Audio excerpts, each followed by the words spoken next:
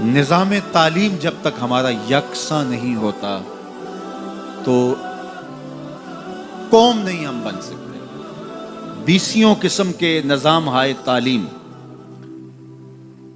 ایک فکر کی قوم کبھی بھی پیدا نہیں کر سکتی۔ پوری دنیا کے اوپر جہاں بھی قومیں بنی ہیں تعلیمی نظم کا نتیجہ ہے، تربیتی نظم کا نتیجہ ہے۔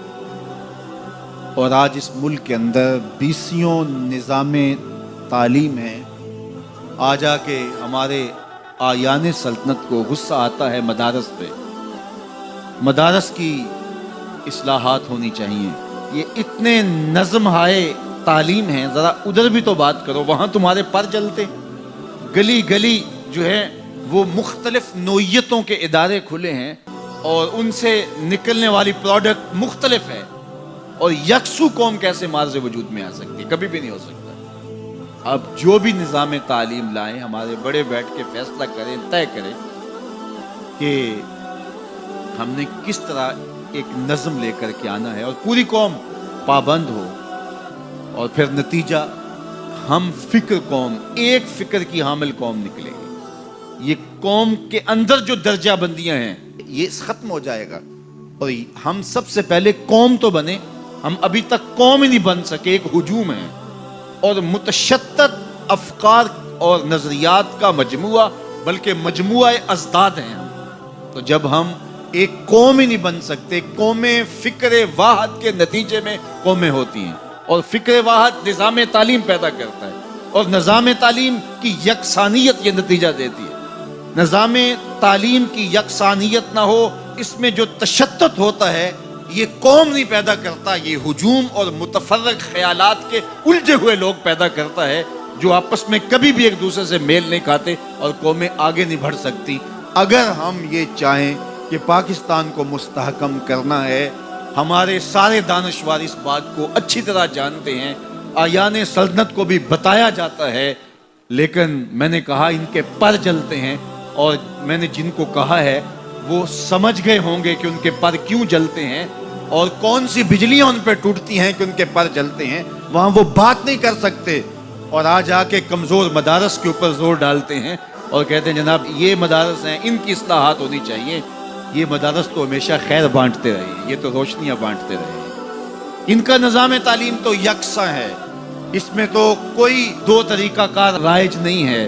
یہاں امیر کا بچہ آئے تو وہ بھی اس چٹائی پہ بیٹھتا ہے، غریب کا بچہ آئے تو وہ بھی اسی چٹائی پہ بیٹھتا ہے۔ یہاں کوئی دوسرا نظام رائج نہیں ہے، بلکہ یہ صدیوں سے یہی نظام رائج ہے۔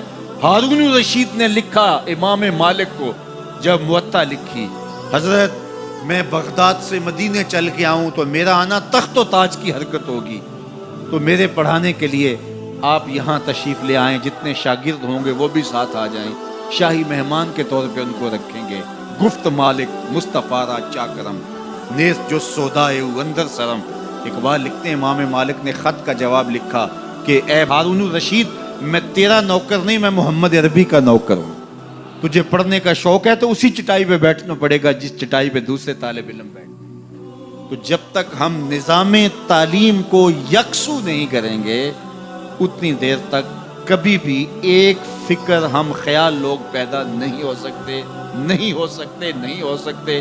70-72 سال ہمارے گزر گئے، اور اس طرح مزید ہم کیا تجربات سے گزریں گے، بلکہ ہم جانتے ہیں، اور یہ ہم جانتے بوجھتے کر رہے ہیں۔ اب ہمیں کوئی فیصلے لینے پڑیں گے تاکہ ہم آگے بڑھ سکیں۔ دنیا کہاں سے کہاں چلی گئی اور ہم کہاں کھڑے ہیں۔ میری اور آپ کی آرزو ہے، پوری قوم کی آرزو ہے کہ پاکستان کو ہم مستحکم دیکھنا چاہتے ہیں۔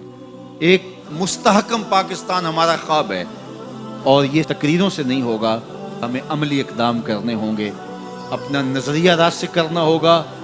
معیشت کی بہتری کے لیے ہمیں دیانت اور سچائی کے ساتھ آگے بڑھنا ہوگا، نظام عدل کو ہر صورت میں بہتر کرنا ہوگا۔ اور اگر ہم یہ نہیں کرتے یا نہیں کر سکتے، یا ہمیں نہیں کرنے دیا جا رہا، یا کوئی اور اس کی رکاوٹ ہے، تو پھر یوں دھکے کھاتے رہیے اور یوں اذیتیں سہتے رہیے۔